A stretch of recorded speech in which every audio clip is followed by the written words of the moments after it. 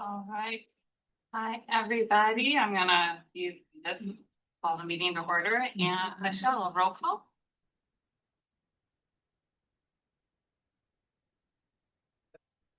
Sorry, 1 second.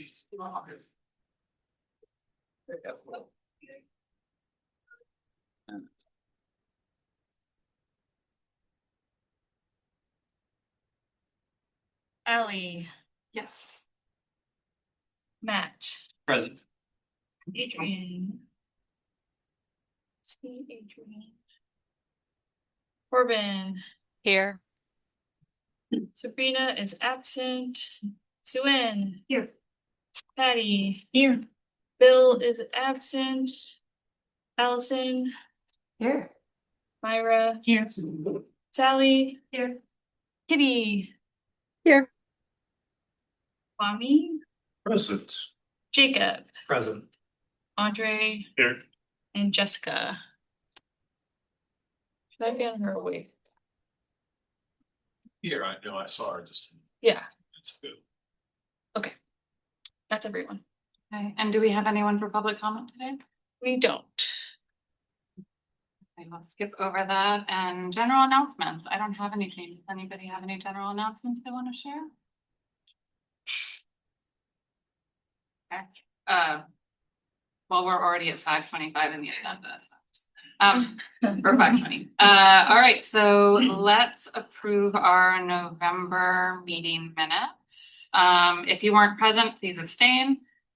Do I have a motion to accept the November meeting minutes? Okay. Do I? Suen. Seconded. Jason by Jacob. Seconding. Any discussion? Corbin, Oops, sorry. you voted too early? Yes. Okay. All those in favor of approving the meeting minutes, please raise your hand. Great. Any opposed? Ally, I assume you'll be I'm abstaining. Great, thank you so much. All right, and we're going to move on to the director's report from Dr. Smith. Okay. Good evening. So nice to see you all. Thank you for being here. Happy December. I have a slide for you this month. Michelle, are you doing the slide? Yes, I will share my screen. I will just kind of walk through what all these things are. I don't have a lot of information about any of them, and I'll preface by saying something I probably should have said at some point earlier, which is I err on the side of being too brief. I know about myself when I share things. So this is really like a around the horn grab bag of kind of everything that I saw on my calendar in the last couple of weeks or in my to-do lists that I thought might be relevant here. And if it is too much and you're like, what is that? Who cares? That's good feedback for next time.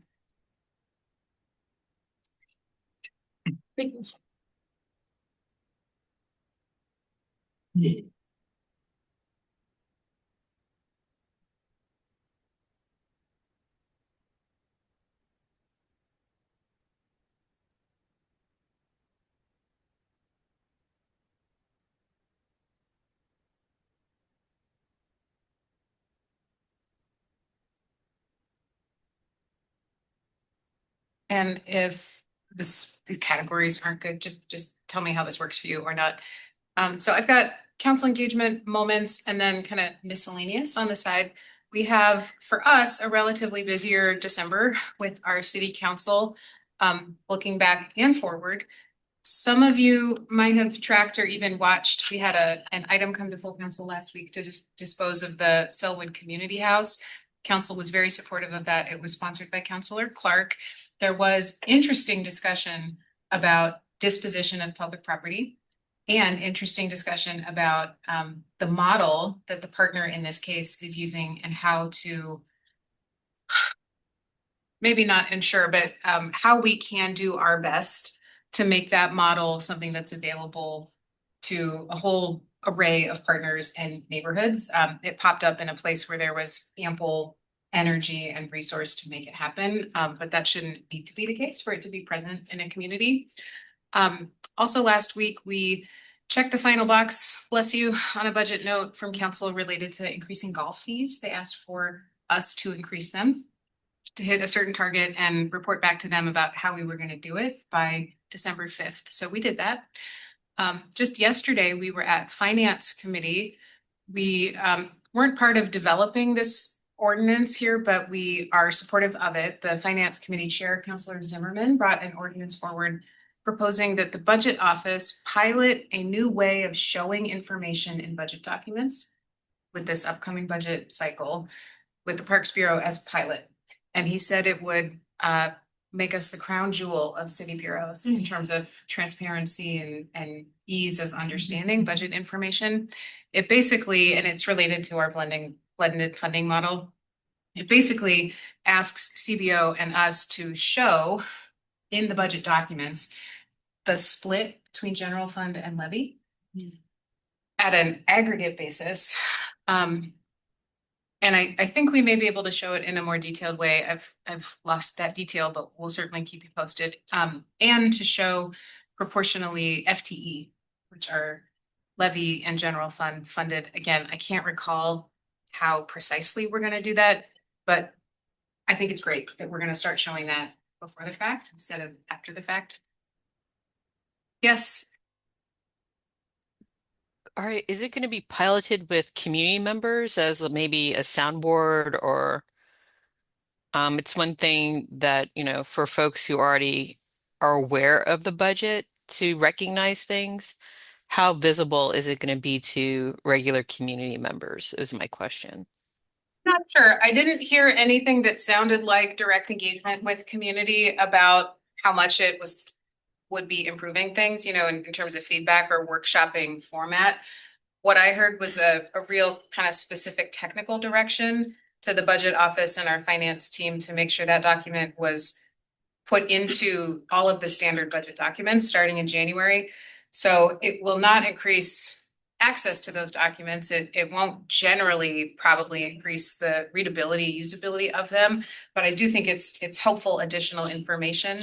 And we're the pilot, so I think there's a great opportunity for you all to weigh in or suggest process pieces like that if you'd like. Appreciate that. Thank you. Thursday will be, great question. Thursday morning will be at the Climate Resilience and Land Use Committee to share with them our work to develop new KPIs for the next levy, key performance indicators. We are awash in performance measures. So it's not as if we don't have any, we just created some, but they asked us to take a fresh look and narrow it down to about 10 truly key indicators that we could visualize and show to people as a roll-up. So we'll share that with them and then send a kind of proposed final list to them by end of the year. And at the end of the year, we'll share the proposed levy KPIs.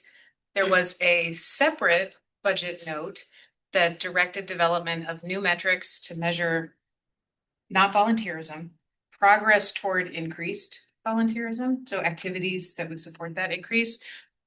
Kelly and folks have done great work on that, and we're actually about to deliver that ahead of schedule.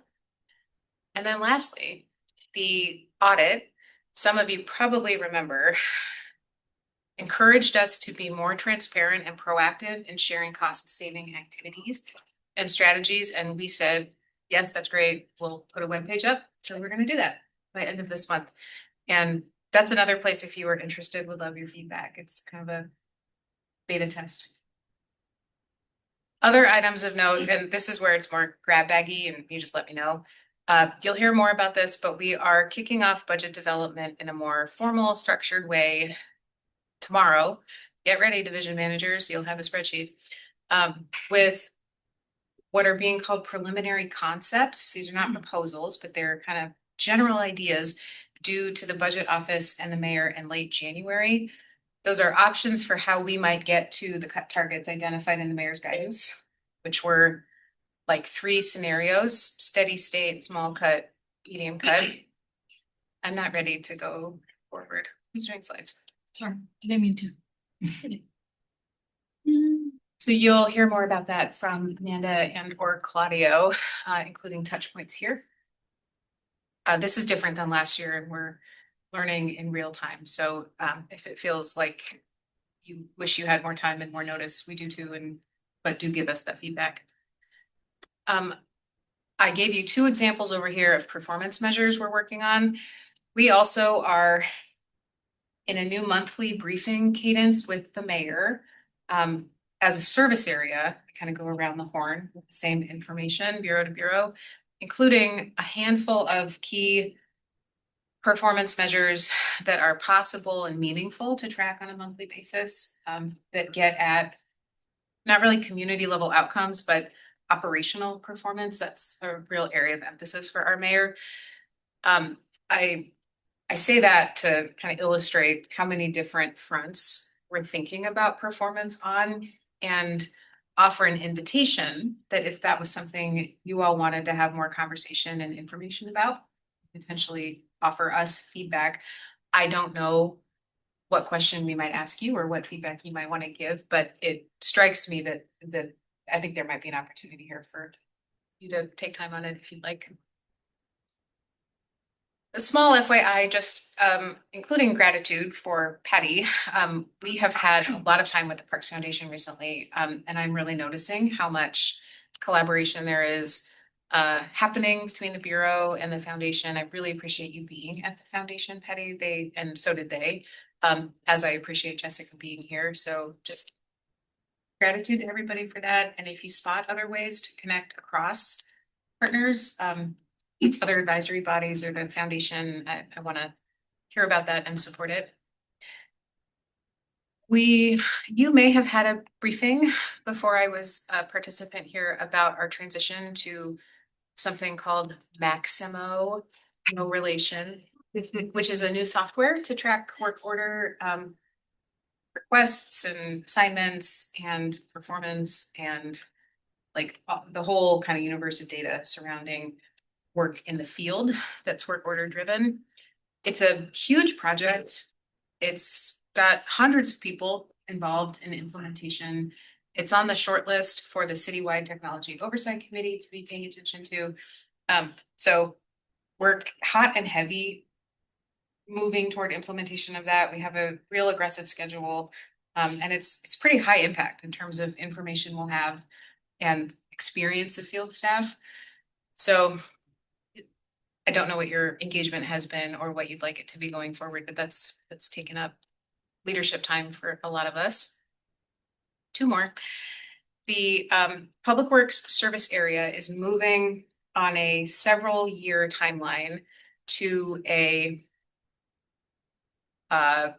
service area wide, coordinated, in some cases consolidated approach to capital planning, capital project delivery, capital program management. There's a kind of an org unit that's created and ready to start receiving people if we move towards structural consolidation in some way, large or small. And that's in motion. So it's been directed, it's happening, and it's just a hugely impactful thing that is occurring.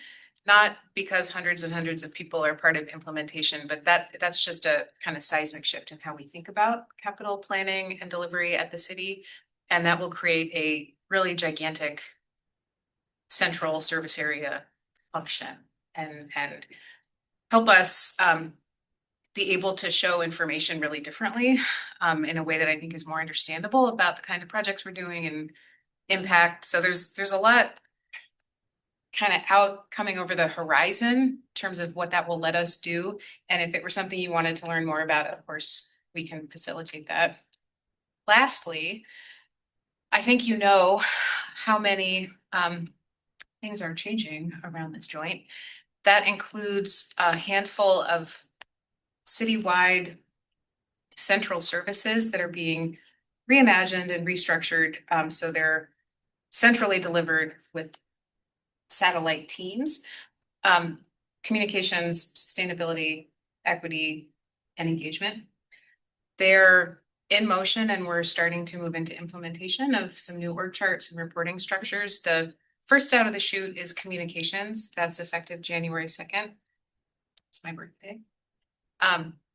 So we'll have a number of reporting changes effective on that date. And this isn't something that you'll necessarily feel, but it is just another kind of major rewiring that we're doing internally. I have a lot of hope across all of those projects that they'll give all of us access to the best tools that any of us has, and they'll help us do our work better. But there's a lot to get through to get to the other side of that. If you're interested in learning, having status reports written or oral about any of that, I'm sure that the project folks would be happy to provide it or come here or give us information.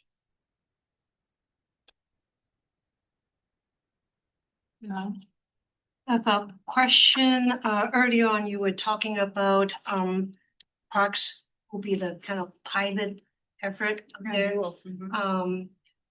Now that since it's going to be part of the public works, and if parks is being, kind of exploratory, discovery phase, and then maybe trying to do something different, how does that going to be impacted by the other bureaus who are kind of on the sideline watching, or are they in the same mode of kind of hand in hand discovering, and then I'm just not sure logistically is how is it going to be affected, be effective in what parks would like to kind of test out. We are first, and for now it's just us. But I think the public works bureaus could reasonably anticipate that they might be next, which would be next year. It's gonna be year to year in the annual budget development.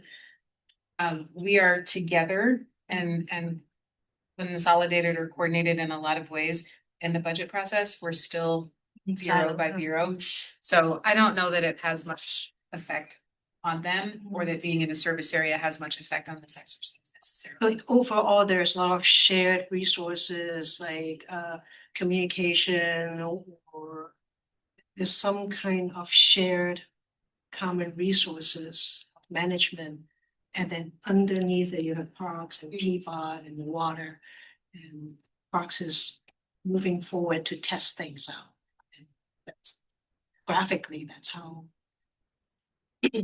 it's not like we're gonna try something different and then the other ones would say, well, we're not ready for that. And then would that tie us back, or will we just like let loose and then try? We could do it independently forever. It's just showing the budget by fund source proportionally and how that flows through the FTE.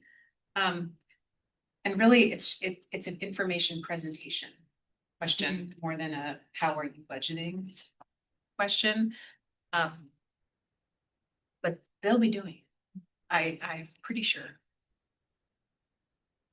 More internal restructuring in how parks do things internally. And separately, there's a lot of restructuring. Again, this is just about how we show information that's the same as it has been.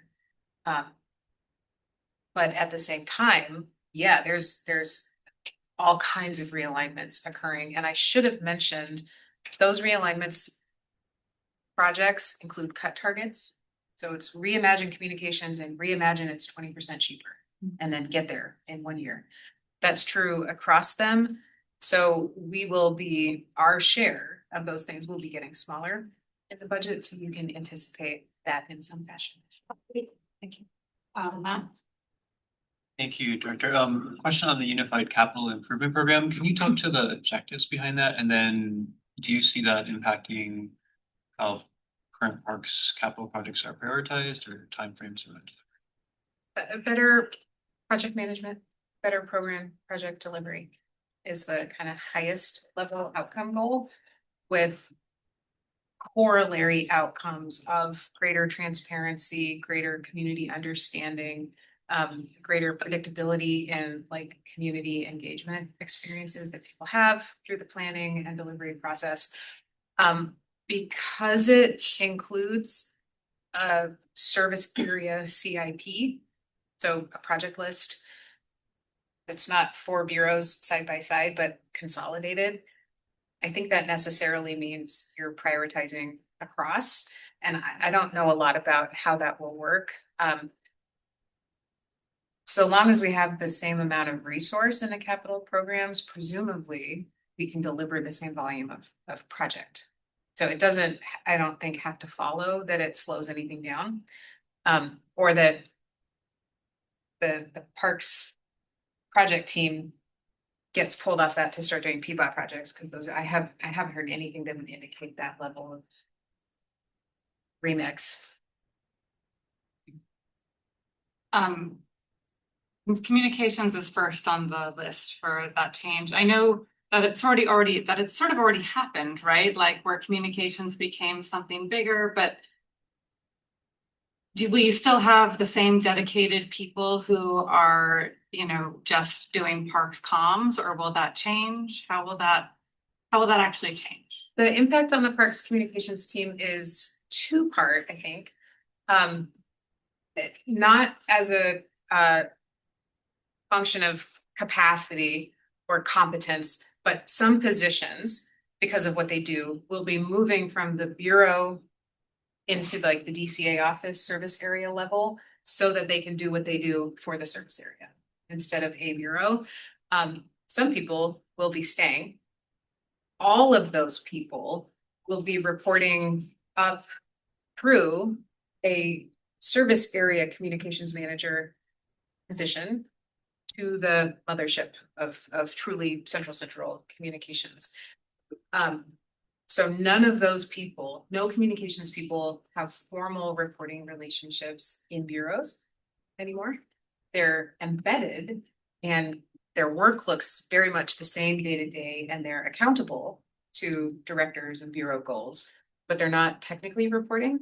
So all the wires go ultimately into central communications manager, and we will have less resource because there's this cut target and it affects us. So we will be able to do less. Okay. And I am, Thoughts on that, but I will not, I'll just say that seems I'd really prefer to do problematic more, so, in a yeah. variety of ways. But it sounds like that's happening. Corbin. So I have a question that didn't come up during the director's report, but I think it's adjacent.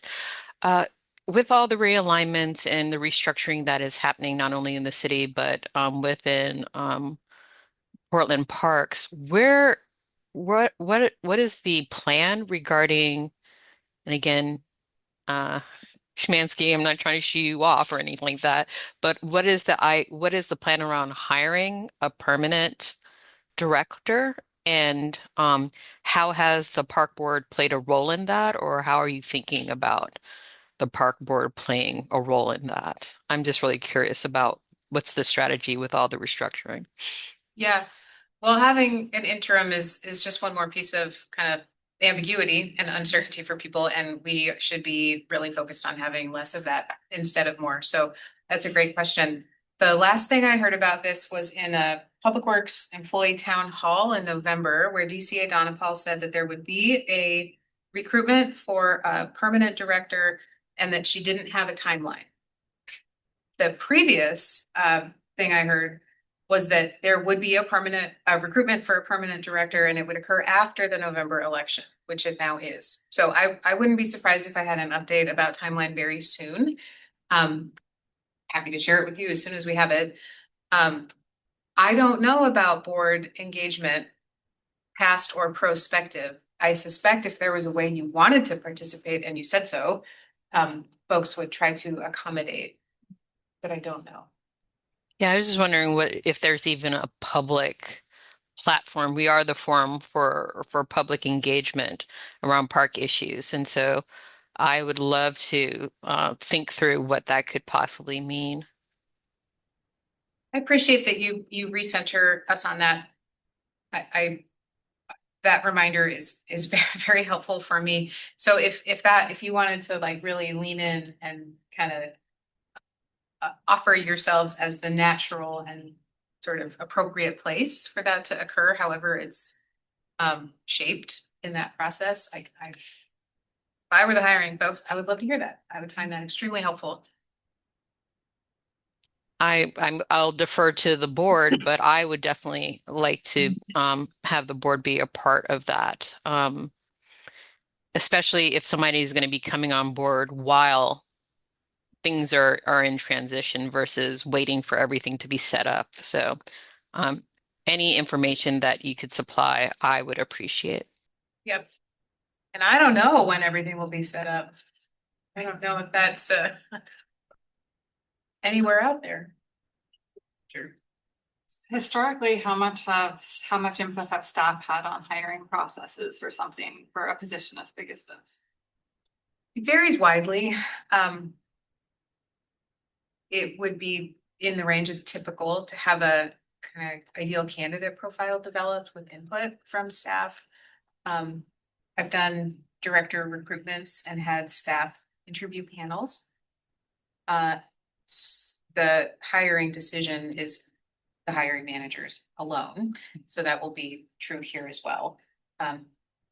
But particularly something so community facing and kind of externally oriented as this, and with a workforce that is also externally facing and really needing to feel connected in to leadership. I think that part's really important. I think maybe a conversation that can continue in the working groups potentially. Oh, maybe community engagement, maybe board affairs. Unless others have thoughts on other. Sounds Any good to other- me. Any other questions on the director's report? It's great. Is the slide helpful? It's Yeah. great. It's really helpful. I think bigger font for in person would be really nice. Appreciate it. Point well taken, yes. I have a quick report out regarding the advisory bodies enhancement project. You received a link that takes you to a very long PDF report of the final update of the advisory bodies enhancement project. But I just wanted to give a few slides to kind of recap and pull out some things that are relevant to what we've been discussing and also relevant to the board in general. So just to reiterate, the current update and what we're starting with as the advisory bodies enhancement project is mostly administrative. And I also want to reiterate that a lot of practices that we have here at the Parks Board is not what is practiced amongst many of the advisory bodies citywide. So things like the fact that we recruit yearly, the fact that we impose term limitations, the fact that we have an application process with an interview, those things that we take for granted are not always at these advisory bodies. And so to say you're the gold star advisory body, The crown jewel. the crown jewel advisory body, and we don't worry about, someone who's been on the board for like 10 years and they're not planning on hopping off anytime soon, but you're trying to figure out, you know what I mean? Like, that's not something that happens here, but it happens to a lot of other places. And so a lot of us administrative standards are kind of really imposing that and a citywide standardized practice. There was a council ordinance that was brought to the governance committee on Monday, talking about this code package of recommendations for council that will implement these administrative standards. And before it gets to the full council, it has to go to the governance committee and that will be discussed. As far as I know, the plan is to take it to full council either this month or upcoming in early January. Two big priorities emerged, just like to focus on, said by Julia Meyer, who is one of the project managers for this. First one is needing a standardized recruiting process and appointment lifecycle. So like I said, having timed recruitments, the fact that you do a recruitment every year and going from recruitment to council within a somewhat brief amount of time. We do it in about, I would say, 6-ish weeks from when you've been interviewed to when you get appointed into council. Some people have taken 6 months. And so practices like that being more standardized. And then also when you are staying on term, making sure you finish your first term, second term, and then being done, things like that. And then the second thing was prioritizing the relationship between, and you'll see this acronym, ABCs, which is advisory bodies and committees, and city leadership. And so in the code package that is going to council, they include recommendations to council that include like proactive invitations for testimony, evening work sessions, where they can invite advisory bodies to participate with council, individual visits of council members to advisory body meetings, and just like networking sessions so that you can at least get some face time with council, and also anticipating council response in so in the future they're going to anticipate council to respond in creating a resolution at council that will declare that they will be focusing on this a little bit more. And then quickly, just some possible impacts to the PPR board that are upcoming. And when I say upcoming, I mean upcoming in the next year. They're hoping to implement some of these in as soon as January. Some of these will be implemented in the spring, but that's still to be determined. One of them is onboarding training opportunities, which include a code of ethics training or equity training for city advisory bodies. I know we are very focused on equity here at the Parks Board, but that is not the case for many advisory bodies. Possibly giving .gov emails to all advisory body members. So you would be having your own email rather than using your own personal email. There are a lot of mixed responses to whether or not people want or should have this. One of the responses by staff was that there may be a tech barrier. And so in order to help with that, the idea is to provide a pool of devices that would be on loan for advisory body members and include training and onboarding on how to use those tech devices if that poses as a barrier to serving on an advisory body. And then more resources to market vacancies during recruitment. I think this would be really good for the Parks Board. This could include just more widespread marketing and ads, information sessions about the role. And so typically in a recruitment of a full-time job, there's usually like a Zoom session that's being held and recorded, and it kind of talks about the role and people get to ask questions when joining in on Zoom. There's a suggestion to do that as well for being on the Parks Board. Also assistance from 311. So if someone is calling the main line for City of Portland and they're calling and asking, hey, I want to apply for the Parks Board, the 311 team will know where to direct them into recruitment, which wasn't the case before. And I mentioned future networking opportunities provided the city amongst ABCs. And so they're thinking of providing these events for you to connect with other advisory body committees and not have it be so kind of closed off from one another. Also an offboarding policy. So kind of standardizing written notices of resignation and also holding exit interviews for folks who are offboarding to kind of so that we get feedback on what your time was like at the board and that goes somewhere. That would be run by the Office of Community and Civic Life. Also, something that was asked today was about the future budget advisory committees. And the response was that because of all the transition, everything that's happening right now, we're not having a plan for a budget advisory committee for 25-26, but there is consideration for fiscal year 26-27. So might be put up again. 27-28. Or sorry, yes. I meant 20. So not right now, but this time. Yes. Not right now, but the next time. But yeah, so that was just my few slides, very quick. But I don't know if anyone has any questions. It shouldn't be a humongous surprise, some of these, but I've been trying to communicate them as much as possible. But if there's anything that you wanted to know about, Matt. Yeah, thanks for attending and for a great summary, Michelle. I think I saw in an early draft that the proposal was for if the board and individual board members wanted to connect with council, that they needed to make that request through an intermediary. Looks like I'm seeing that here. Request engagement through city administrator. Do you know about that? I It's like don't. there's almost like a bit of a, it's like they're inviting us to engage at certain occasions, but I'm not seeing a lot of opportunities. When you See, we say, can request a council committee invitation to provide testimony, but I'm not sure if the intention is to sort of preclude us from having individual engagement with counselors. I don't think that was their intention. I think they're trying to be a little bit more like intentional about saying, if you would like to come to testimony for a specific item. Whereas before it was kind of up to us to invite you all, to keep you in the loop and invite you all, but I think the idea is for council to be more aware of what advisory bodies are there and to do it themselves. I think that was the intention.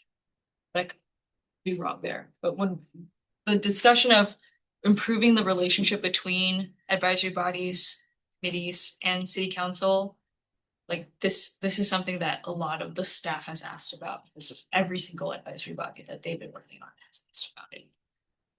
You're suggesting there might be a prescribed role and process for connecting with the council meeting or council office, which is to go through the DCA. Yeah, so there's opportunities for input engagement. So city leadership should proactively offer opportunities, should offer the ABC upcoming decision points. They should invite testimony or comments. We can request a council committee. There should be this annual evening work sessions. And then it says, if the ABCs want to engage council in other ways, a designated ABC leadership should request engagement to the deputy city administrator.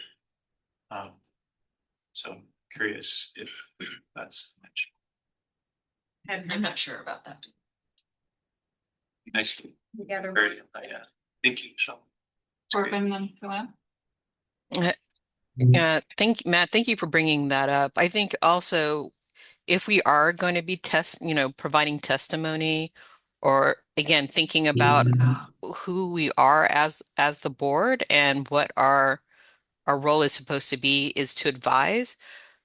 I think being dedicated 2 minutes, it would not be enough time for us to report out if we wanted to provide testimony. Is there any discussion around providing more time for the board to have testimony? Because the other thing is that if we do have testimony, we can't write in like 3 of us or something like that to get 6 minutes to get a point across. So Did that. You can do did that. that. And we've done it. Yeah, Me, You- Joanna, and Matt piggybacked on each other and did the whole thing. oh, so you before they were saying that wasn't happen, that couldn't happen before. Is that a new thing now, or We just did it. yeah. No, That's recommended. yeah, is it? I guess there's one thing for Okay. it to be consolidated. Another thing is for you to sign up back to back and each of you talk versus getting dedicated 10 minutes of testimony to report in as the board. So did you? it was back to back. It was a hack.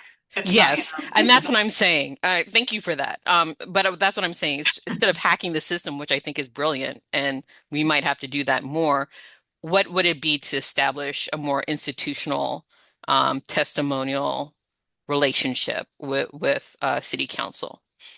I think their intention is not to just do a testimonial relationship with between the ABCs and council. And that's why they said to have like work sessions possibly be scheduled for ABCs to participate and council to participate on, to have a more discussion like forum rather than just them on the dais versus you speaking into the mic for a couple minutes, you know. And would those be public facing and recorded and I documented? don't know. That wasn't indicated. This was part of the recommendations by the group when submitting the report. Yeah, I would like to know if that's public facing, so we're not having these sort of backroom conversations that are at the same time. So any information that you can provide moving forward regarding that, I would appreciate. Yeah, I will say again, I specifically asked them how they thought maybe council would feel about the recommendations being given to them.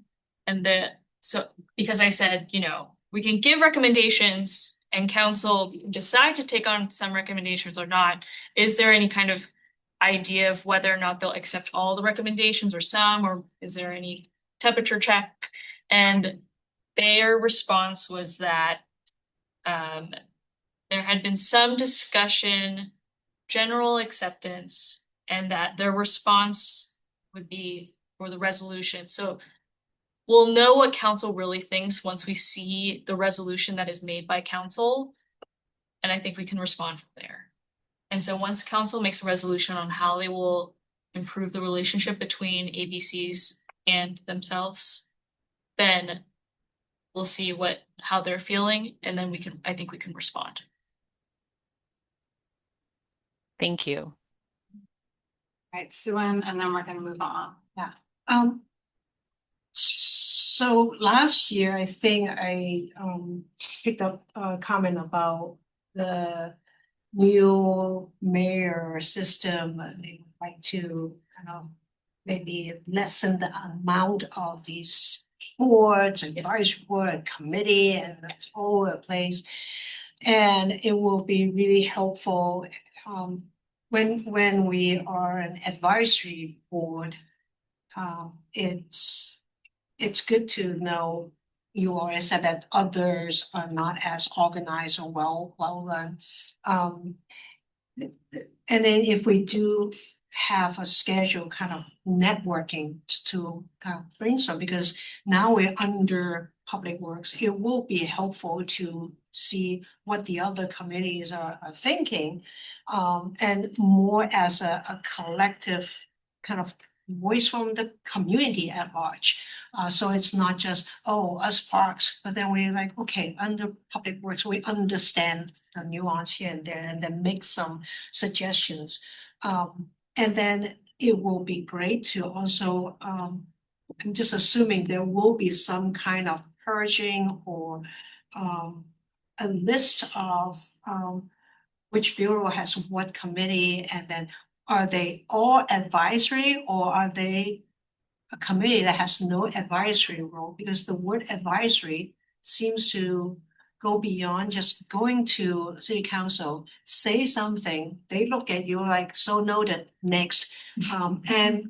We would like to know at what level it can be a little bit more formalized, so that there is this kind of, not like you have 10 minutes or you have 2 minutes, but then there is a little bit of that interface.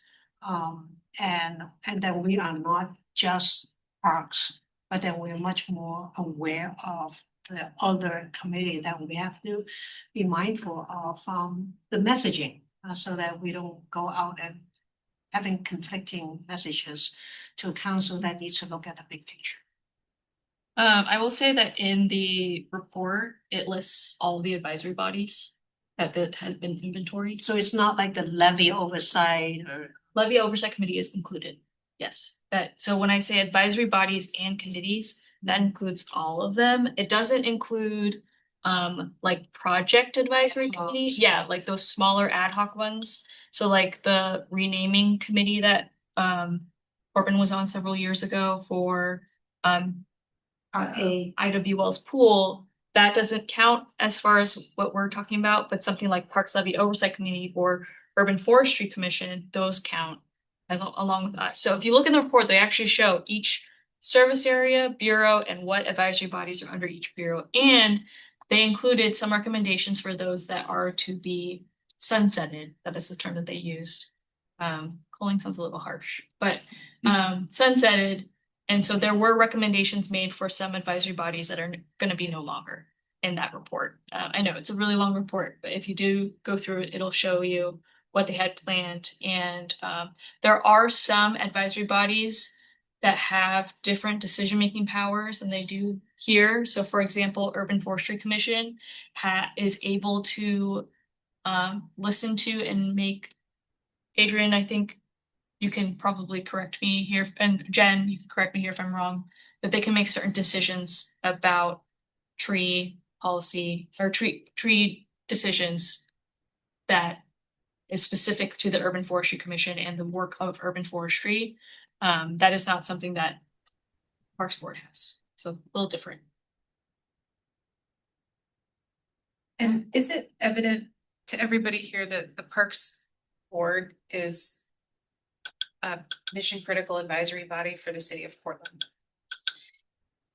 I consider that it is, and that in any exercise to reduce the overall number, I mean, if we shrank it to 4 citywide, I think I could imagine that parks as a topic might fold in with something else. Short of that, I cannot foresee a scenario where the composition and constitution and role or home for this board is changed. If you look at the ones that are being sunsetted, it's something like, oh, the advisory body that oversees like freight. Freight advisory committee, I Um, know that one. yeah, the freight, you know. Freight advisory It may be committee. folded into this other committee because they have very, very similar goals or very similar topics. So they're very topic specific for the ones that are being sunsetted. Ours are so large and broad and we cover so many different topics. That's just not a concern. And like she said, if we were reduced down to like 4 or 5, I would bet money that we would still be safe. It's like a Hunger Games of. Yeah, I'm pretty confident. We're a pretty big Like football piece. playoffs. Yeah, there you go. Yeah. Less violent, or maybe not. Yeah, bro. All right, we are going to move on to the first, thank you, Michelle. Let's move on to the working groups. I know, I wanted to start with community engagement. Corbin, I think, if you're able to share a bit, because you all had a conversation with the auditors and Patty and Suen too. If you're able to share a little bit, I know, Sabrina submitted a report, but, I heard it was really a robust conversation where you guys were able to dig in. So would love to hear some. I know we all had a lot of questions about that, so glad you're able to meet with them. So I can start it off, but Patty, Suen, if you want to jump in and add to that, I would appreciate it. It was a robust conversation, and one thing that I think that they make clear that it's definitely an evidence-based approach in organizing the report. And so looking at policy, looking at actual documents where they can actually see what is going on, because some of the questions that did come out of this was and I think we see it in the report, in the community engagement working group report, is about being informed about first when the audit report was coming out. We could have been informed prior, before 24 hours before the report came out, but we are not in the position or allowed to know about the content of it. And so one thing that we might want to speak on is, when do we want to be informed? When these sort of reports, these audits come out. The audit takes place, it looks like every 2 years, they said. Again, they're evidence-based, so some of the more nuanced information that we would want, it was something that they could not necessarily indicate within their audit. So one of the criticisms or questions that came down is understanding that under the formal government, that the Parks Bureau was under a commissioner, and understanding the difference between what the commissioner put forth around how park operated versus what the language of the audit report was, the Parks Bureau almost acting independently. Because the auditor wasn't able to find that evidence base, they made it really broad. So some of the nuances are definitely lost in the report. Again, Patty or someone, do you want to jump in as I scroll through this to make sure that I'm getting the points across? Patty, you said you memorized it, right? I think you captured kind of the overall essence of the conversation, so. I think if anything, we were hoping that, because we were asking, did you have a chance, since it's an evidence base and you take the input of information and then you synthesize it to what phase. Did you have the input from this or from that in terms of perspectives? They did not have that kind of opportunity or that kind of privilege, because it was like they were told to talk to the two commissioner, Rubio and Ryan. But then did not really have a little bit, almost like a 360 of the internal kind of roundabout perspective. So they actually, they're very nice people. They They were. just, yeah, Yeah. we were thinking, it's not fair. But they were just doing what they told to do. And so it was nice to see that human side of their presence. And I think what came out of it, we thought it would be good to at least have some bullet points saying that the next time maybe include a broader perspective into the report that they're going to audit. Yeah, if I can dovetail off of that, Yeah. because it's based on a content analysis, it's based Yeah. on documentation. Yeah, exactly. The conversations that are happening in hallways or whispers or that are being generated verbally and not documented within meetings, all of that nuance gets left out, and it's a politically neutral as much as they can be regarding the report.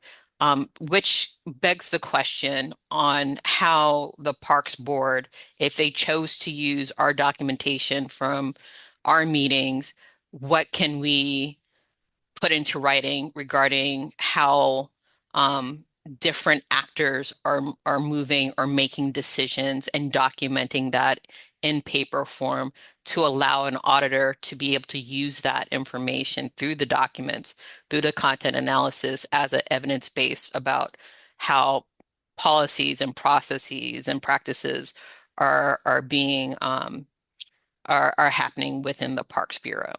And so we can look at an opportunity to craft our documentation, how we run our meetings, what we say during our meetings that can get folded in a future audit, possibly if they decide to tap into the Parks Board documents.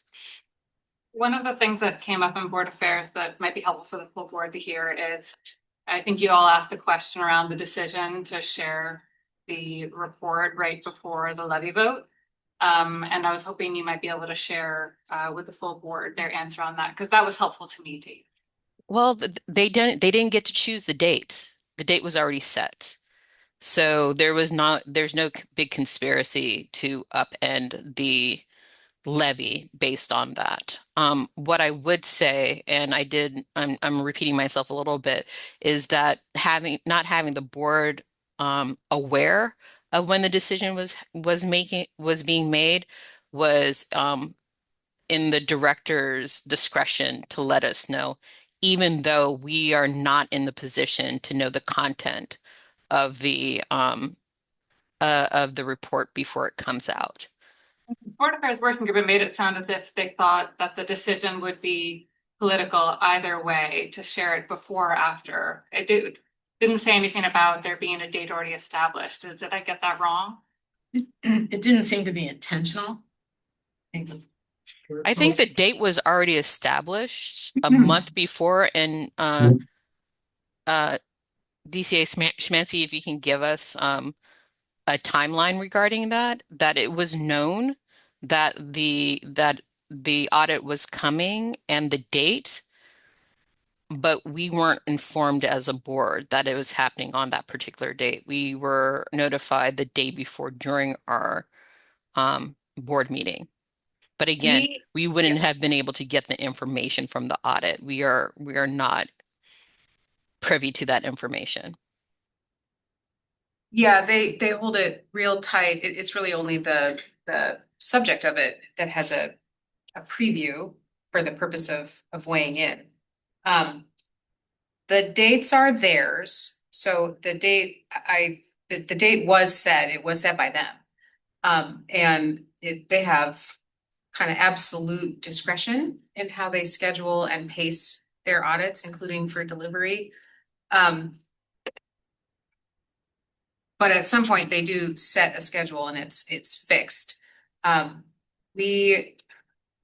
going back in my memory, I'm hearing you ask about, you know, who knew what when and how did we share it out? And there's probably a lesson there. I don't know what would have been typical.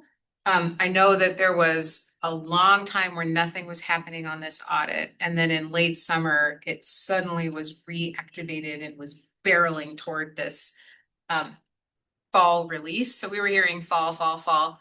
And then we started hearing October, and we got a work back schedule that included our review. I trust if we brought that information to you later than we should have, I apologize. Certainly wasn't meaning not to bring it here. I don't recall, but of course I trust your memory. And you're right, it wouldn't have created an opportunity for engagement or preview, but it would have created awareness for you. And who knows how you might have used that. If I can say, just it would have been nice to get a heads up of the release date in an email. I don't know how much if it would have linked up to our board meetings and whether that could happen then, but more transparency and more information would have been nice. We have to move on to Jessica's report, but before that, do any of the other working groups, Allison, Sue Ann, Adrian, do you have anything you wanted to share that's not in your reports or to amplify? My report is 15 minutes long in the agenda, so there's time. Not 15 minutes. Land use and infrastructure, we are trying to look at the list of projects and programs, and then Kitty is so generous to set up a spreadsheet. And we want to make sure that yes, there are priority projects for their particular reasons, but we want to make sure that anything on that list of capital projects and programs, we want to also make sure that we can see them by district. And I casually just like throwing in whatever I think is under the district column. It's painful to see we don't have enough under District 1. So this is very eye-opening, at least from my perspective. I think we would like to, as a working group, trying to maybe have a broader lens on focusing projects that's ongoing, but we also want to make sure that we don't overlook neighborhoods or districts that may need to dig a little deeper. Love and attention from our programs and resources.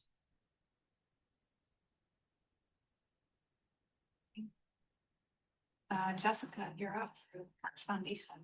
Okay, I can buy you back a little bit of time too. So let's see where to start. We've been doing a lot of work with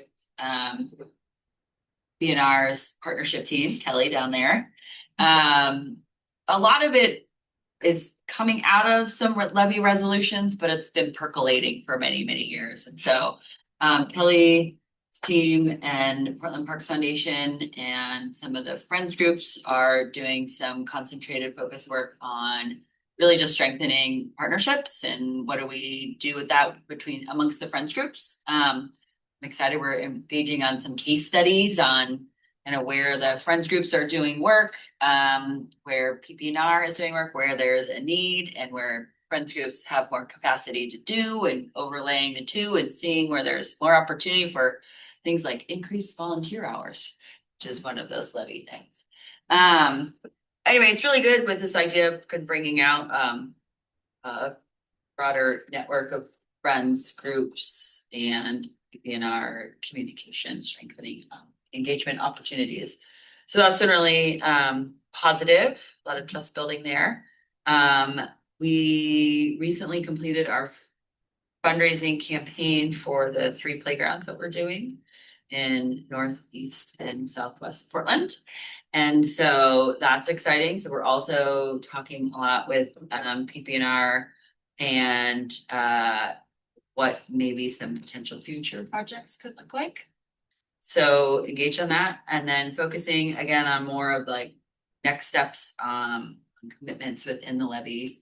So this last week we did a lot of work on, I missed your reports, sorry, but I don't know if you talked about this, but we did some work with stakeholders and PPNR on developing draft KPIs that will make up the levy dashboard.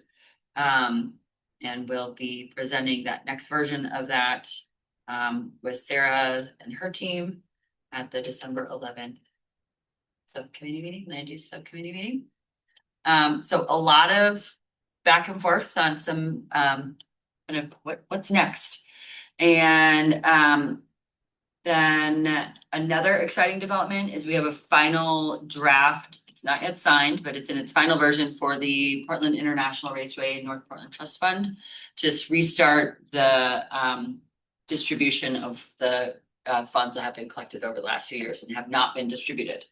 So looking to finalize that grant agreement this week or next, and then rolling out, well, bringing back the North Portland community that we engaged with in August to say, okay, we have this finalized, listening a bit to kind of their concerns and where they'd like the direction to go. A lot of it is mandated within the resolution language, but and then launching a grant program in early next year for the first round of those grants. So that'll be nice to get that back up and running.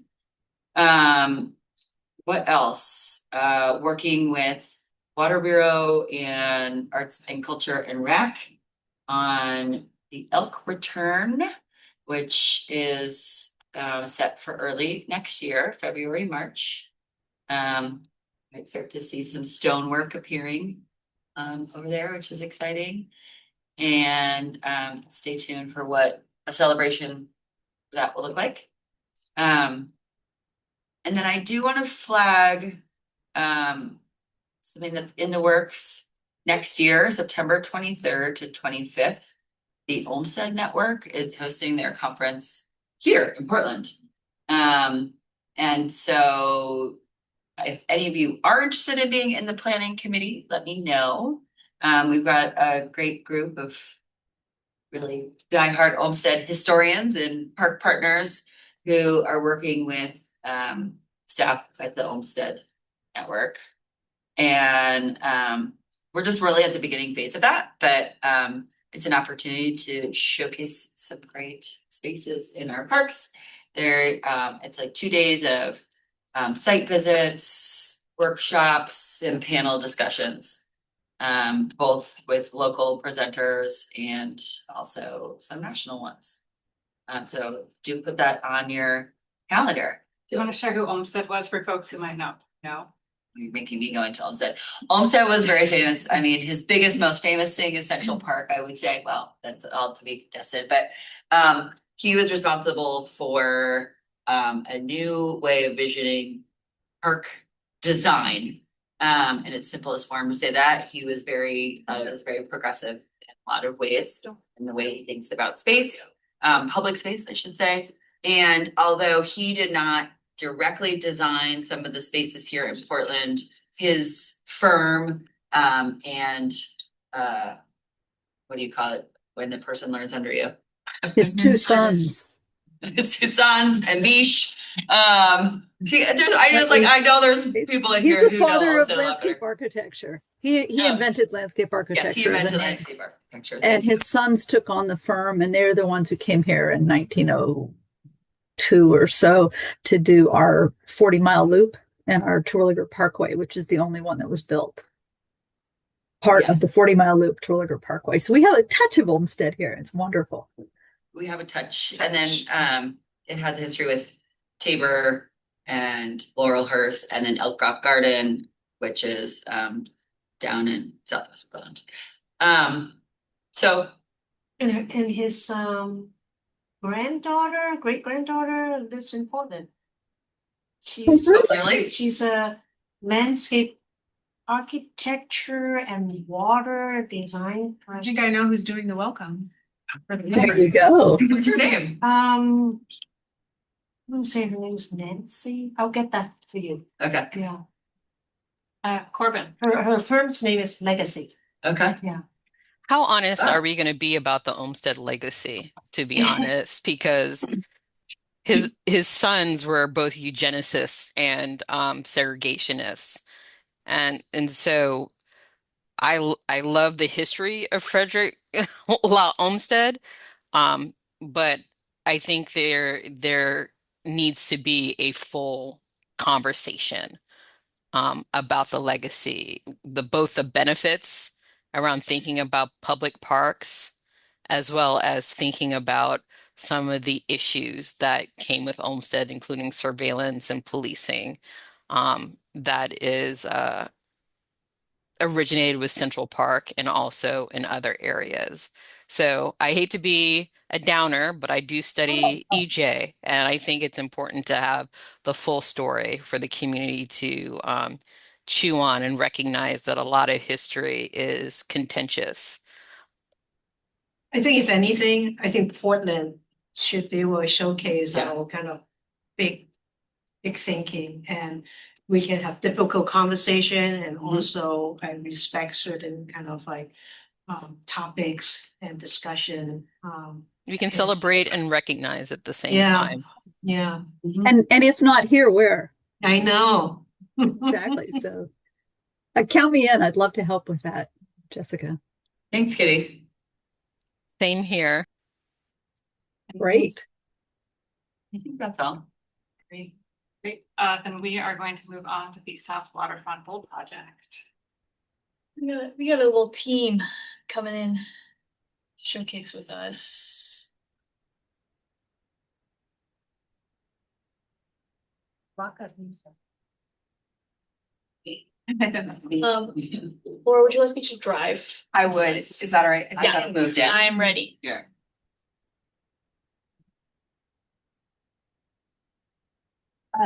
Well, while Michelle is pulling that up, hello. I'm Laura Lillard. I'm a capital project manager at Parks. We're joined by.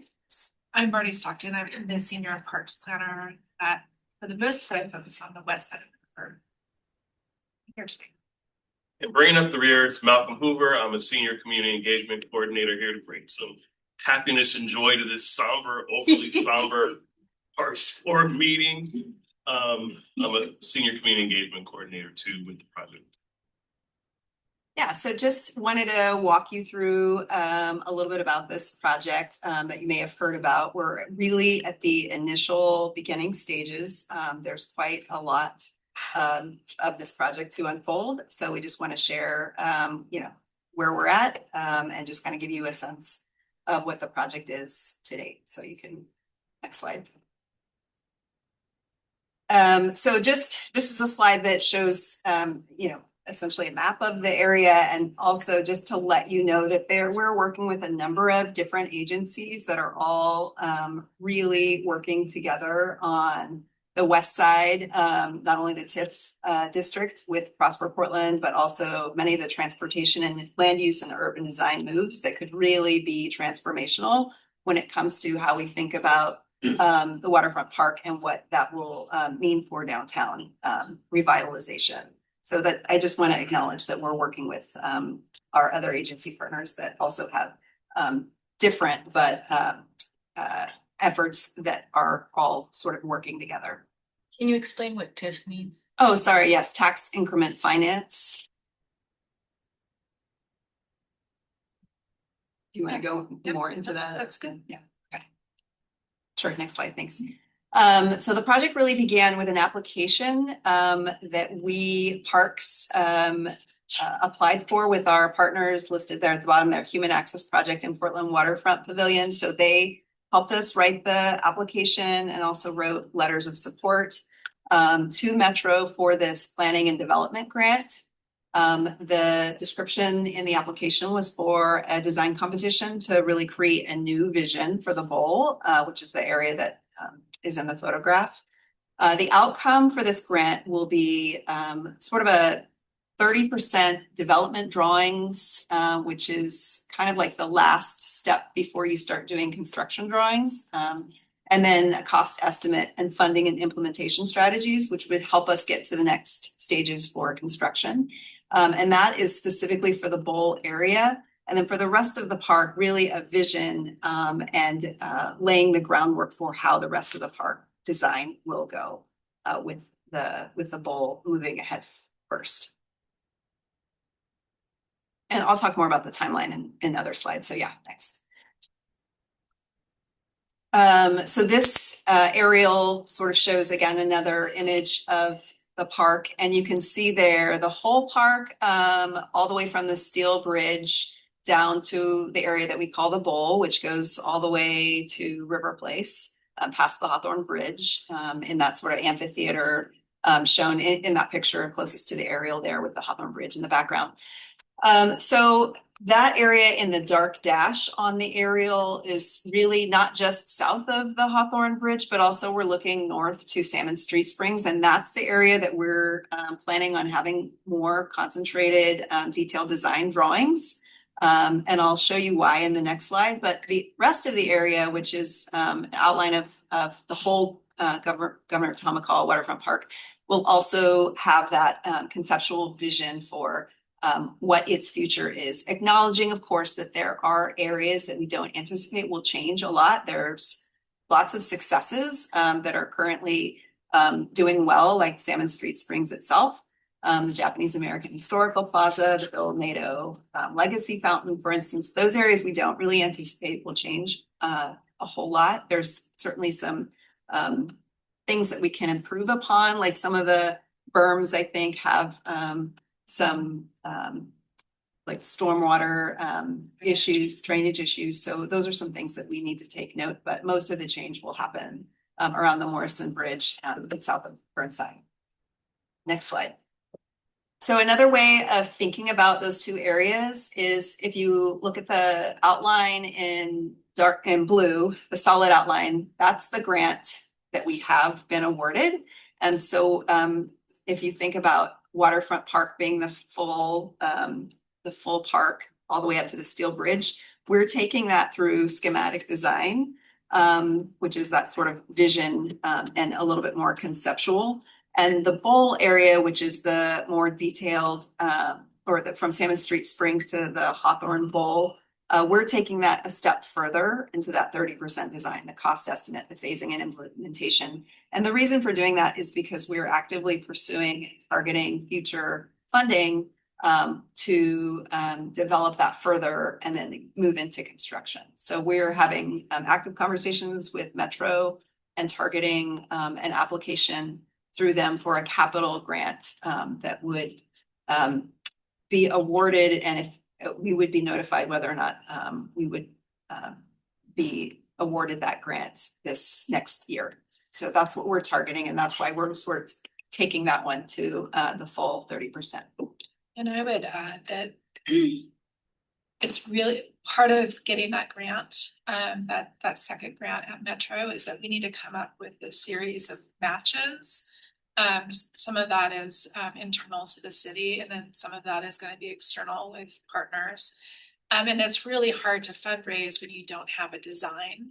And so we need to kind of establish a design first to kind of get folks excited. And then there's going to be a fundraising push to support the additional grants. Okay, next slide. So this diagram, I know it's a little hard to read, and I'm glad that Michelle and Jess, I think, shared the slides ahead of time, but this is sort of outlining our public engagement approach. So if you look at just the orange lines at the top, this, as I mentioned, will be a design competition. So we are in the design competition preparation. There's actually a lot. I am totally appreciating how much goes into preparing a design competition. we're doing a lot of groundwork and understanding the conditions of the site, what we're allowed to do, what are all the regulations, what happens if people propose, design teams and the public want to do things in the water, what are we triggering and what will we need to do? What kinds of habitat will we need to mitigate and where are the opportunities? So we're learning a whole lot. And we're learning that so that we can lay it all out for design teams to wrestle with. So that's some of the site work and existing conditions work that we're doing, and also meeting with regulators that we're doing.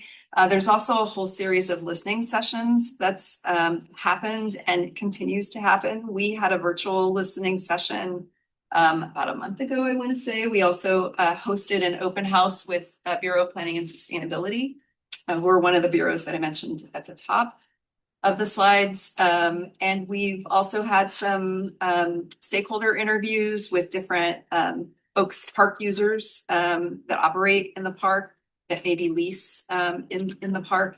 And then there's been a series of different events and activations that have been hosted by other folks like the City of Possibility, most notably, who have engaged in a series of design charrettes and open houses as well, the Architectural Heritage Center. So we've been participating in those and kind of learning from the public in that way. And there's also been this fall term, I guess it feels like winter term. Fall term, there have been 3 PSU studios and 1 U of O architecture studio that have all looked at the waterfront, and they have engaged professionals and the public to hear from them about what they want to see. So all of this body of work and this sort of like umbrella of listening sessions will also be an available resource to design teams. So that's all in the design competition preparation. And then we've also posted an RFP for a design competition manager who will help run and lead the design competition, that first round and second round. And so everything that's past the design competition manager being hired is a little bit fuzzy because we really do want their expertise and we want to lean on them to help us develop the process moving forward, both with a project advisory committee, a technical advisory committee, and the public at large. So we really want them to help us shape that going forward. But at the end of the day, we will arrive at a finalist. We think it'll be in 2 rounds, and we think we'll have 3 semifinalists that will be given a stipend to develop the site further. And then we'll arrive at a finalist, and then the finalist will be the ones producing the 30%. So that's kind of how we've laid it out, but there will be a lot more to come once we get the design competition manager on board and they help inform that public process. Yes, I would add that in this design competition preparation phase that we're currently in, we have had the opportunity to meet with Dr. Corbin and Swen. So really appreciate just kind of the early engagement with Parks Board members, and then also just an invitation that, you know, we will be continuing that type of outreach throughout this process. And so if there are other folks at the table that would like to meet with us, please reach out. Secondly, all of that community listening work that we've been doing over the summer and the fall has been extraordinarily helpful. We had a meeting this morning with permitting and development. We had our early assistance meeting where literally the questions that we were asking as far as what we can do, you know, either in the bowl or in the water, directly came from the public. And so that was super exciting to make that connection of everything that we've been hearing and all the excitement and as far as, you know, kind of thinking big picture that, you know, definitely affected just the really robust conversation we had to do with regulators. So that was exciting. That's right. Next slide. So just wanted to remind everybody, we're not starting from scratch. There have been a number of well-run public processes that have given us lots of really good policy that informs the work moving ahead. So just this is a smattering. We do have a waterfront park master plan that was done in 2002. We'll be sort of testing that. What what of those ideas still resonate? And we'll ask you all that. And we have a slide with a couple of bullet points of some ideas that came out of that. Central City 2035. There was also a swimming beach study. So there's a huge body of work that is guiding some of the questions that we're asking folks. Next slide. So, just to give you a sense of some of the policies that are guiding the work, a lot of the direction is there. We just don't have it. So we really feel the policy permission to be bold in this area and to ask more of the bowl in terms of increasing flood capacity, allowing river recreation, being that space for gathering and commerce and art and culture and ecology and history. So we're really excited about what this space could mean. And then just the tremendous habitat potential as well.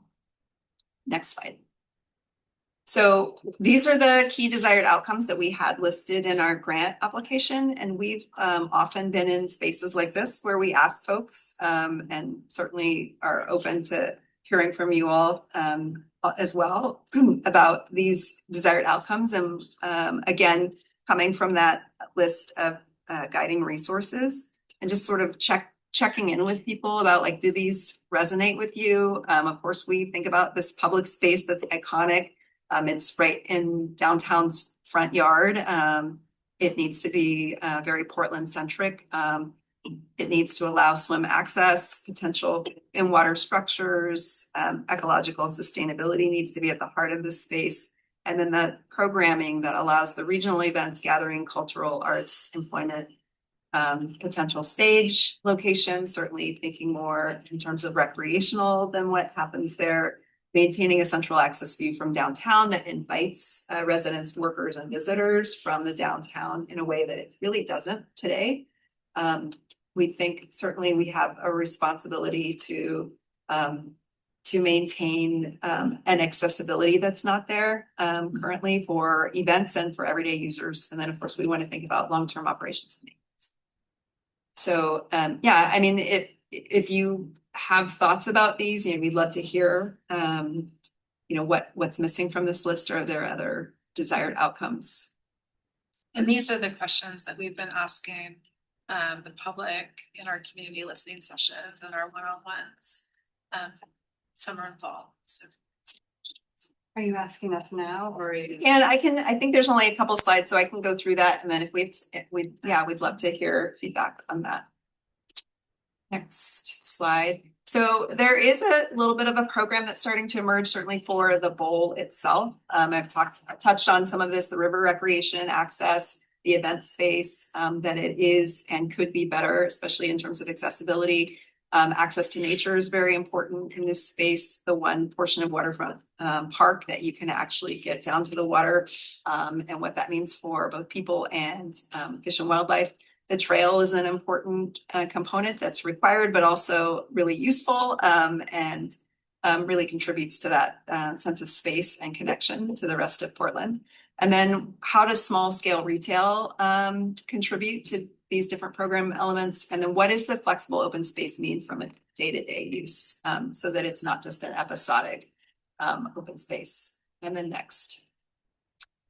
So as I mentioned, we're in the middle of this existing conditions and early outreach. That's sort of the design competition preparation. We have posted the design competition manager. It closes on Thursday.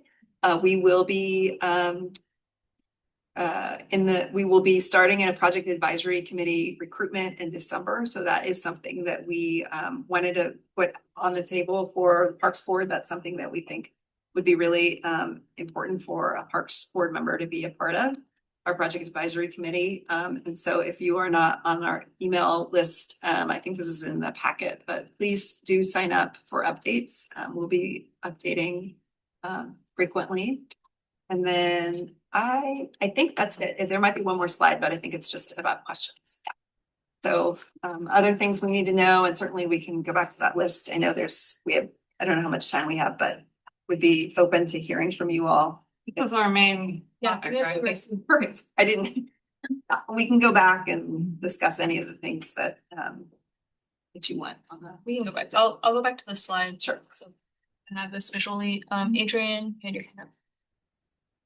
And just so folks know, a lot of these bullets actually originated from the Water Art Master Plan 2002. And then some of the bullets were just, I would say, and these are a draft. But some of the bullets were also expanded upon from just kind of an operational maintenance perspective as well as ADA. So Yeah, Adrian, Yeah, quick question. This looks really terrific, very exciting. And with wondering how much best practices you've looked at, especially at other sites, other cities kind of around the world that would have public river and swim access integrated into sort of a cityscape. And is that going to be part of the design process? What do you know Yes. about that? Yeah, that's a great question, and thank you for asking because I forgot to include that. We do have staff that are looking at, particularly on the program piece, the river recreation and events. Those are two areas that we really feel like needs a little more of a deep dive in terms of what other cities are doing. What will our space allow? Every site is very unique and certainly other cities do what their sites allow in terms of river recreation, but we are gathering information from cities that are near so that we can learn from cities that are along the Willamette because they will have the same regulations that we do and the same Endangered Species Act that they need to comply with. As well as sites along the Columbia and then abroad, some sites that are not in Portland or Oregon, just to learn from those cities and see what they're doing and what we can glean in terms of best practices. And the same goes for the events. How do we use our current bowl today? What could we do better? We've been speaking with Christina Fuller, who's an event producer for Blues Fest. She has given us a lot of really good information about just what it takes to run an event and what some of the problems that they have every year. Accessibility is a huge factor for them, utilities and access to electricity, just the slope of the bowl being a little bit of a hazard for folks, and the fact that they have to in their budget a line item for replacing irrigation heads that get broken. That's all really very interesting information for us, and I think would be really useful for design teams to know what some of the constraints are. And some of these are pretty simple fixes, but certainly really, really useful. And we're also learning from other cities in terms of how they do events along the river. We had the opportunity, I believe it was in October, to Carol Carletta, who is kind of a nationally known urbanist, was invited out to Portland so we could learn about her work in Memphis, Tennessee, along the Mississippi River. So similar, they had a downtown waterfront park. They had a lot more challenges than we do. They had a railroad and they had slope that were kind of separating the park from their downtown. But still, it's definitely a success story as far as what's been done there.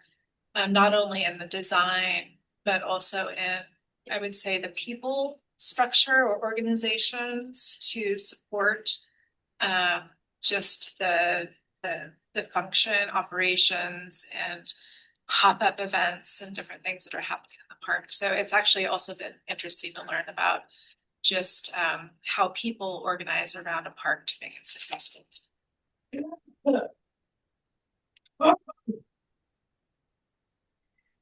Yeah, that sounds great. Just want to put in a plug for just, I think, the potential for activation around continued river cleanup and river safety and how much of an activation of downtown that could be to have really a serious swim area or opportunity, especially with support like changing rooms and bathrooms and so on. So that's great. Good to hear about it. Bureau Planning and Sustainability swim study that we referenced earlier. I think it was in 2016, had identified the bowl as the #1 spot along the Willamette River to be, to really pursue swimming. And at the time, I think there was a $650,000 item for making that happen. So we did not do that. So hopefully with this project, we can finally get to having our true public swim area along 11th Road. Did you see the order, Michelle? I don't know if it was you or Patty, but then it was Corbin, then Kitty. Patty, why don't you go first, but I'll go. Two questions. One, listening sessions, how did you outreach and who was involved in that? The kind of awareness of. I think it's a Next mouthful one? question. Yeah. Thanks for asking, Patty. So it's an ongoing process, and we have reached out to our community partners. We have, I think the list is a couple hundred. We send out announcements. We continue to send out announcements. We have a standing hour every Tuesday that's open for anyone really who has interest in the project to come and talk with us and ask questions. We have a survey out that is just ask questions, come back to us, data gathering, and outreaching to our community partners. You know, this is a really long process, and we continue to reach out, especially to the indigenous community. I think folks know that right across the river, OMSI has a groundbreaking, amazing project that's happening. And so we want to make sure that we're in alignment with them, and that our team has been really tuned into the cultural impact of this project. And knowing that we had a very early meeting with Lucas Angus, who is the head of Seven Waters Canoe Journey family. And he spoke with us pretty extensively about the significance of the Willamette and just the waterways in general to the native peoples here. And so we've incorporated that feedback and continue to have that conversation. So if there's anyone else, that's one of the questions, if there's anyone else that you think we should be talking to, that you would like to connect us to, you yourself, please refer them and we'll reach out and set it up. I have particular interest in making sure that the cultural integrity of this program, of this initiative, is strong. And then also we know that this is a great opportunity for us, for the Black community to learn swimming. You know, I grew up in the water and on the water, and we have a really unacceptably high number of drowning Black children here. And so really want to work with organizations like the Black Swimming Initiative to make sure that we use this opportunity to educate not just Black kids, obviously, but all kids about the importance of water safety and water literacy and, you know, how to swim and how to be safe on the river.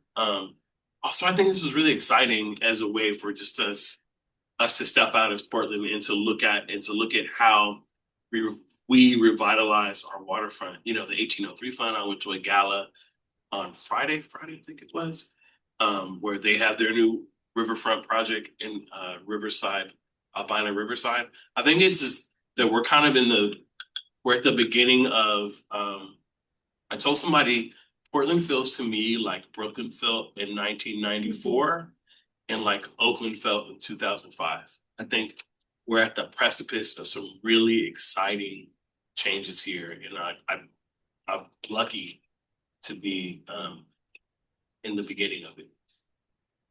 Then the next question, which is totally opposite of that. I didn't hear anything about night activation. How can that riverfront be? Because, you know, we're in downtown. It seems like there could be a missed opportunity. So I don't know if That's a great question. Yes. Yeah, we, in some of and I'm glad you brought that up. We've heard about this as it relates to places along like Harvey Milk, coming down to the water and some of the streetscapes. But, and there's a lot of conversation about the Portland Winter Light Festival. And because this is one of the spaces that certainly gets used and a lot of folks come by here at that event. But yeah, I think that's a great comment. And then just seasonal, that it seems to be very lively during the warm months, but in the winter, we could use some activation. I also forgot to mention that we are in conversation with folks like the Dragon Boat group. Like, there's so many people who already use that area well, and we want to make sure that they continue to have that access to it and maybe even increased access. So I know that there is a very strong lobby for boathouses like they have along the Wissahickon facility. So And that was just a group that was just so absolutely knowledgeable about their use of the site, and that their feedback was where the channel is, where the ships come I guess upstream, is pretty close to the bowl, because if you think of where the Hawthorne Bridge lift is, it's on the western end. And so that does cause a wake that affects the bowl. And so you know, we'll have to mitigate for the wake to allow for more kind of all age and all abilities swimming and access to the water. So that's just, again, some feedback in the early listening sessions that still kind of blows my mind. Wondering, because I see ecological sustainability here, but I saw habitat in another place. Are you talking specifically salmon habitat, or wondering if it's a targeted species specific habitat restoration you're thinking about? And if it is salmon, because salmon require resting points along the river, and that's been a South Reach plan, and in a bunch, it's been a constant issue. So wondering if salmon habitat is something you're thinking about, or if when you say habitat, you're thinking of that or other things. I think listed here, or I guess it was on the previous slide, it was a little more general, but certainly we'll need to respond to the Endangered Species Act, and we're meeting with 7 agencies that regulate the waterways, so including like NOAA and DSL, and so federal, state engineer, and Yeah, local, yeah, yes, yeah. Army Corps, that's right. So we're gonna get a lot of information about what exactly we need to do in terms of habitat and where those opportunities for mitigation for anything that we do on the water could be, but we're certainly excited about opportunities in water for habitat for salmon. And also, we're excited about the upland opportunity as well, tree canopy, pollinator, upland meadow. So I think it's sort of a global comment, and will be in that grant that we're seeking funding for. The nature uplift is a huge component. That's basically what we're seeking the grant funding for, and that's what we'll need to match, is all related to the nature uplift. So there will be lots of opportunity to provide habitat for fish and wildlife. And when you say huge, 10 million. $10 million. That's the metro large scale. Yeah, and then our match. I would just suggest, it's great you're talking to agencies. I would suggest you talk to the nonprofits as well in the area, who also work on especially river issues, and especially as it relates to salmon, just because salmon really struggle in the water, and they really need those. Yeah. If you guys, That's great. if this is a stopping point, then that's, I don't know where the stopping points are in the central city, but just think of that. And I wonder if mitigation of invasives would let us know, because that's more and more of this issue anywhere as well. Great feedback. Corbin and Kitty? Thank you. I want to co-sign what Patty was saying about having activation at night, especially as we deal with very hot days consecutively. So people are going to probably want to come out and wiggle after they've been, maybe sheltering in place, or, Yes. in their AC if they're lucky to have it. Well, those more able-bodied and spirited, so to speak, can enjoy the water. The other thing that I wanted to touch on is, are you looking at any sort of like innovation to prevent trash from getting into the waterways as it gets activated and people are eating and they're bringing wrappers, and a nice wind means that all that trash is going to start ending up in the waterways. It'd be nice to see something aesthetically pleasing, but something that can keep that trash from accumulating within the waterways. That's a great comment. Not specifically keeping trash out of the river, so that's a great comment.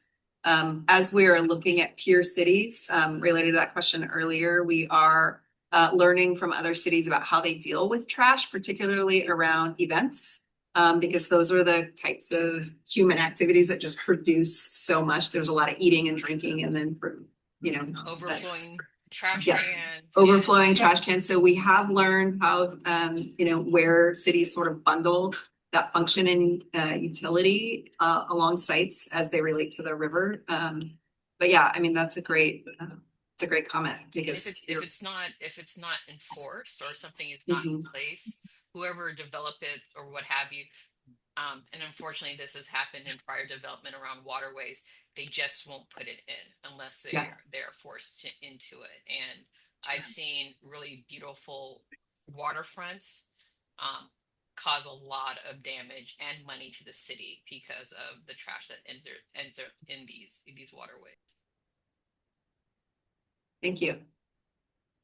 Kitty. Hi, I do know that there have been a number of salmon reports, and the company I'm thinking of is David Evans Associates has been doing salmon studies, LiDAR scoping of the bottom of the river in the downtown area. And that was as long as 20 years ago when that was new technology. So I'll try to think of the name of the guy who was running it. I think he was with Thousand Friends of Oregon. But definitely there's real info out there. The comment I wanted to make to bring forward is that all these complexities that we're talking about our front doorstep, I think it's super important that the winning design team, or in fact all the design teams, have the presence of local designers and engineers, because how do you take all these crazy things that we all love and do, like go outside in January without umbrellas and it's normal? That doesn't resonate with people from all around the country. They're not Oregonians. So I'd really love to advocate for there being voices in the design room, not just from the public address, but in the technical side, saying, no, this is Oregon and we're dealing with climate change, but we're still who we are. And this is how we want to get outside and use our spaces. Great comment. Nat, Jacob, Patty. Thanks for your presentation. The marina just to the south isn't included. Is it because it's private or for some reason? We've talked about this a little bit. It is kind of, where do you draw the line? I guess a little bit. There was, and originally, we were just looking at the whole area, and then we were asked to increase, to the entire Tamacall Waterfront Park. We have been encouraged to look at that connection to the marina, and I think that's something that we do want to explore with design teams. What's the connection? Because certainly the paddlers that Marty mentioned that we spoke to, they don't see it in terms of like, this is where this park begins and this is where this park begins, and who owns the dock, and they're using all of it. Their feedback for us specifically was, needing restroom, changing room. I think someone else brought that up. Because currently they're using restrooms along the businesses, and they're getting frustrating those businesses. So there's certainly a connection. It's a lot more fluid than what these maps show, but we just aren't necessarily extending it to the marina and the dock. And we have received feedback to extend it even to Poets Beach. So there's, Depends on, I've watched many of these. It depends on who you ask. Some people get nervous it's getting too big, and some people it's not quite big enough. I have a suspicion that there will be kind of a chain reaction of interest and design and development that occurs. The threading the needle, like Kelly was pointing to, is really why we're focused on, why we're looking at the whole thing, but then focusing on what's the catalyst.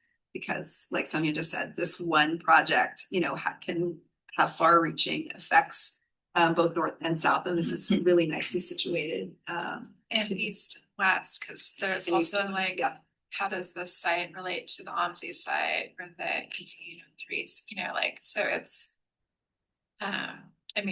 I would love to see just a more comprehensive river planning of our sites that are in public ownership or private ownership that are ready to develop it. At least Metro has asked that there's already coordination happening, and there will need to be further coordination between all the sites that are at play, including the potential baseball site at the Sidewell Yards as well. Before we go to Jacob, do we have anyone for public comment? Rusty, 6:45. Checking Zoom.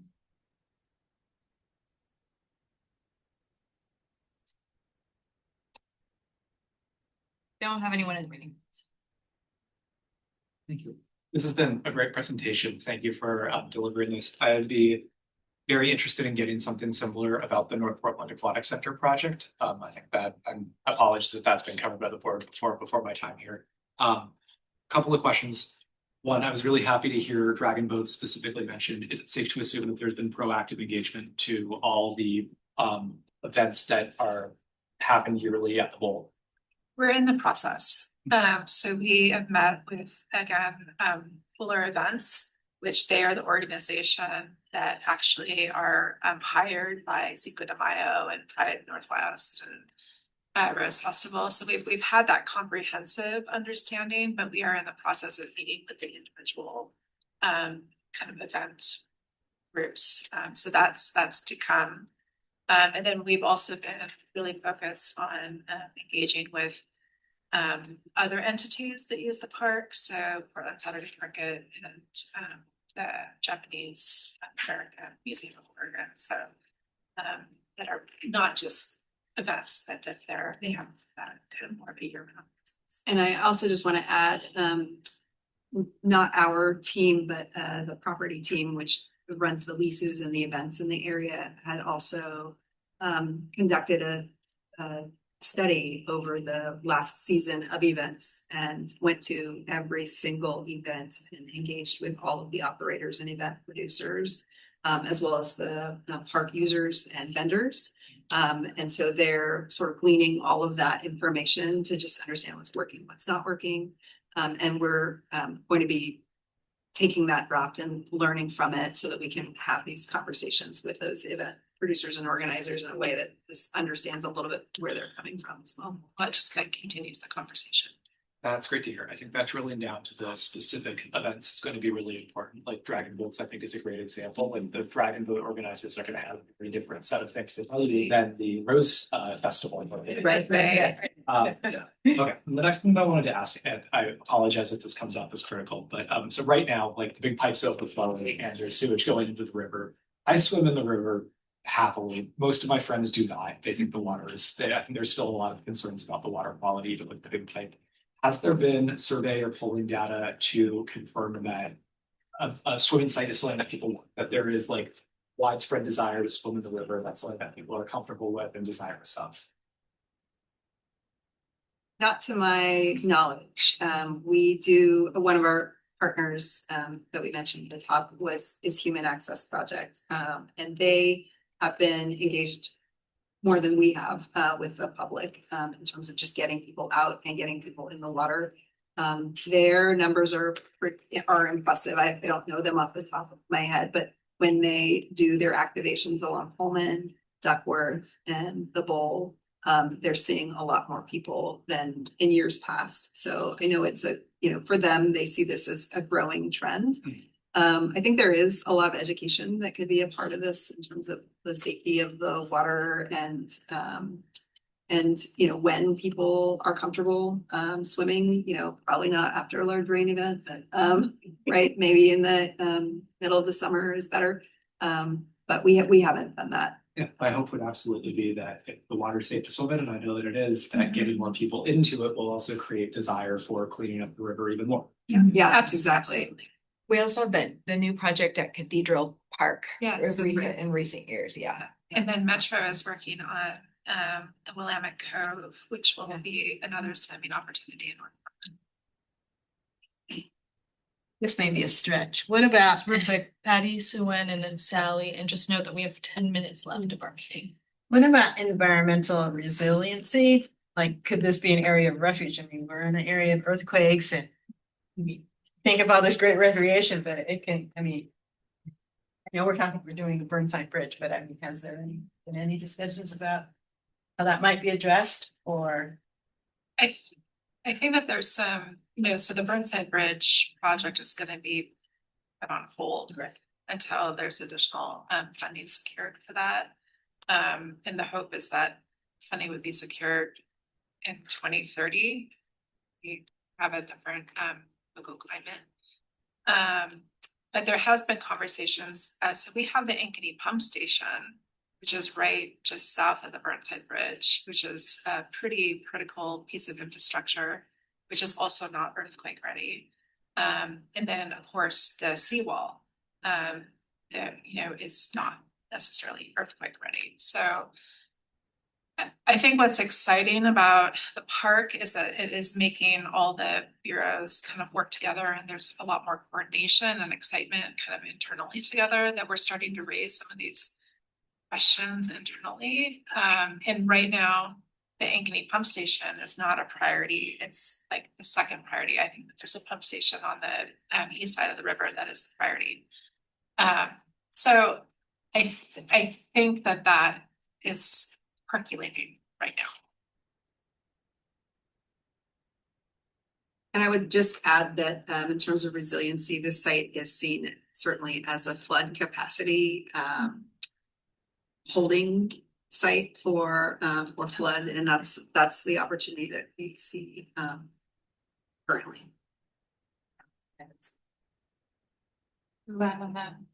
This is a more reminder, not necessarily a question. It would be very good to find out from the previous many rounds of studies about the waterfront conditioning. Are there lessons learned? Why wasn't it moving forward? I hate to have all this effort and just put on the shelf and wait for another 30 years.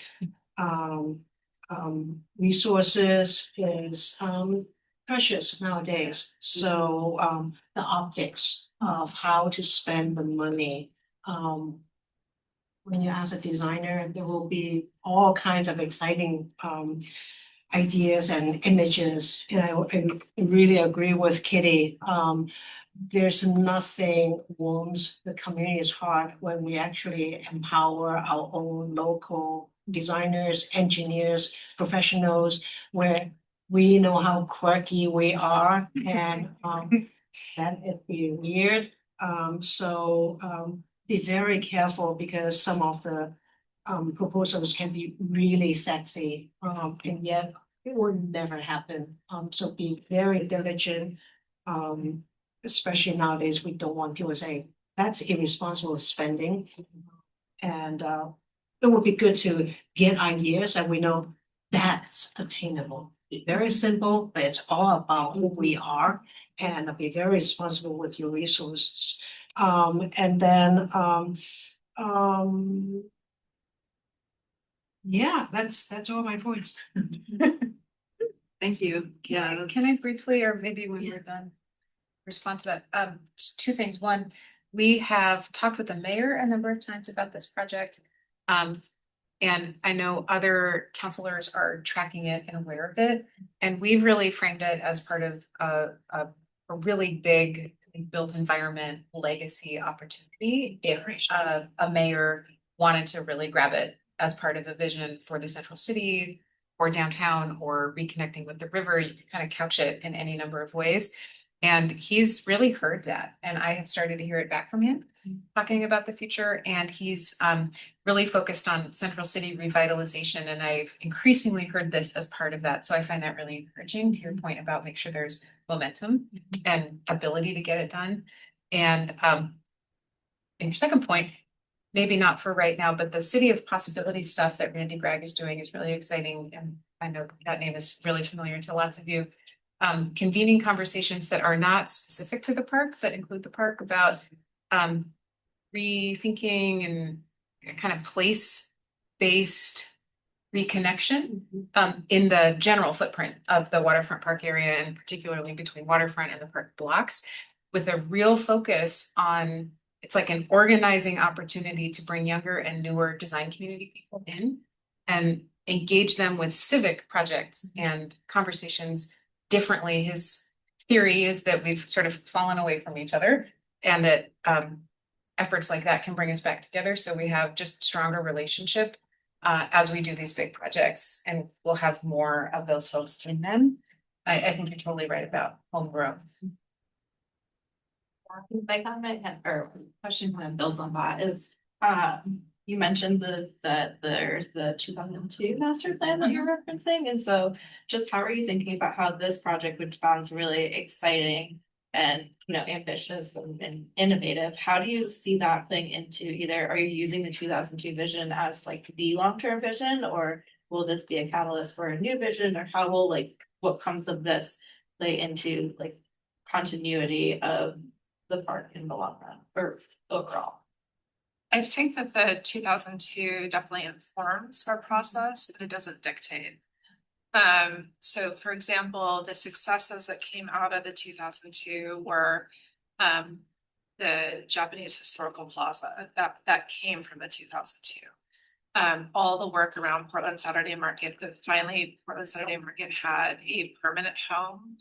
And you know, the building of the Ankeny Plaza, as well as the Bill Nato Memorial Fountain, that all happened coming out of the 2002 plan.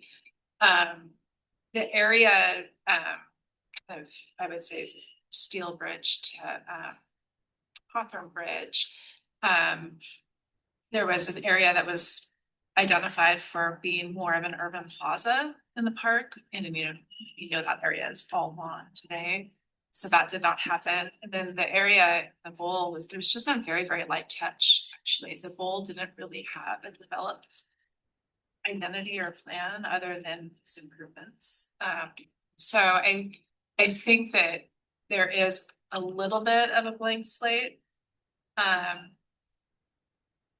You know, just the 2002 had some light informing, but there's a lot more that we can do with today's conversation with this process. I'm thinking about just how not to make it, those are all isolated, so how can we make it comprehensive and not just plan a whole isolated project and then have to go to the next isolated project, but thinking even further ahead is after this, what is this going to inform, and how what you choose is it going to inform the next? That really resonates with me.